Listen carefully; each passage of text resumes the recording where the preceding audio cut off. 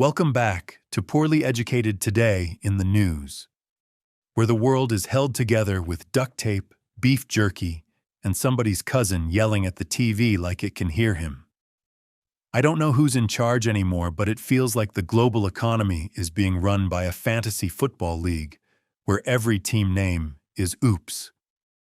Today's headlines got everything: war brinkmanship, corporate shakeups, political knife fights, and enough economic chaos to make a coupon feel like a retirement plan.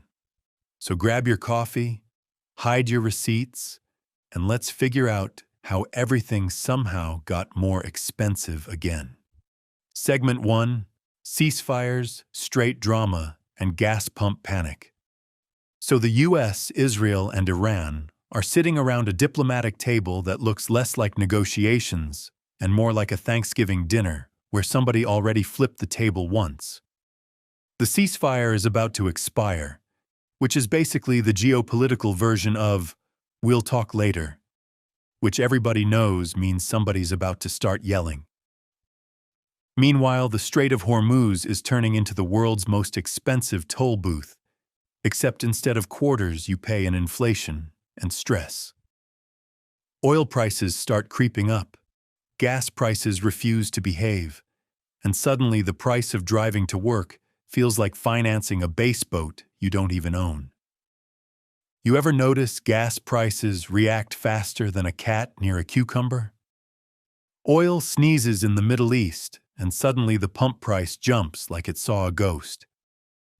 Experts say supply chains could fracture, which sounds technical, but really means everything from cereal to tractor parts costs more, because ships are taking the scenic route around danger. It's like ordering a pizza, and the delivery guy says he had to avoid 3 war zones and a crypto scam on the way. At this point, I wouldn't be surprised if gasoline comes with a loyalty rewards program where every 10th fill-up you get a free apology from the Federal Reserve. Segment 2: The Board of Peace or Shark Tank for Diplomacy.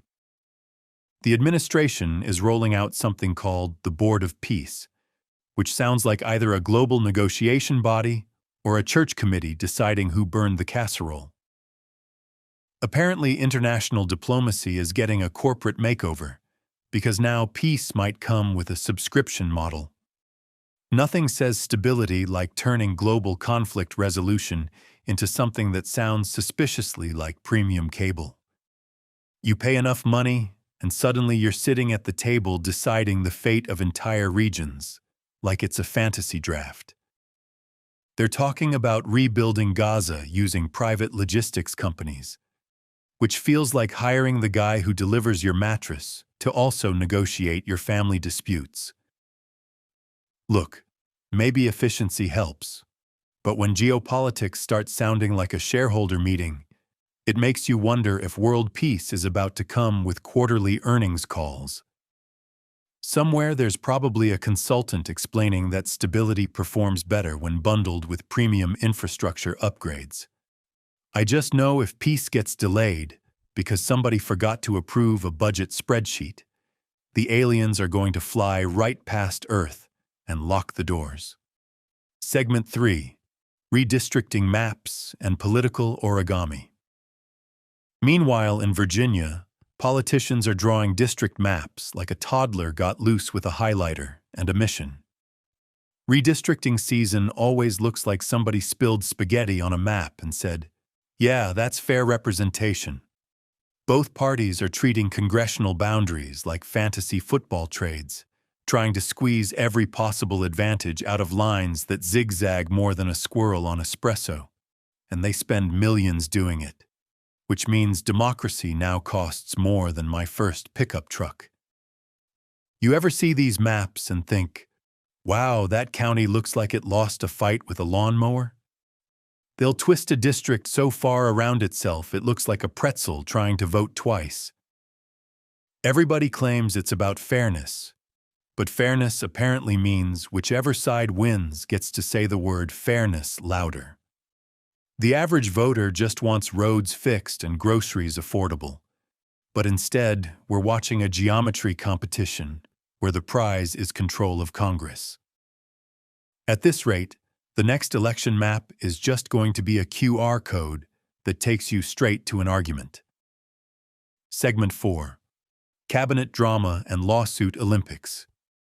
Inside the government, there's more drama than a family reunion where somebody brings up politics before the potato salad hits the table. Resignations, lawsuits, investigations. It's like the executive branch is running a reality show called So You Think You Can Avoid Subpoenas. Every week there's another headline about somebody stepping down, stepping aside, or stepping into a courtroom. I swear the phrase ongoing investigation has become America's unofficial national anthem. When officials start suing journalists and journalists start suing the Pentagon, you know everybody's lawyer just bought a new boat. Meanwhile, voters are sitting there wondering if anyone is actually doing the job, or if the entire government is just one giant group project where nobody wants to present. It feels like every press conference should come with popcorn and a recap episode.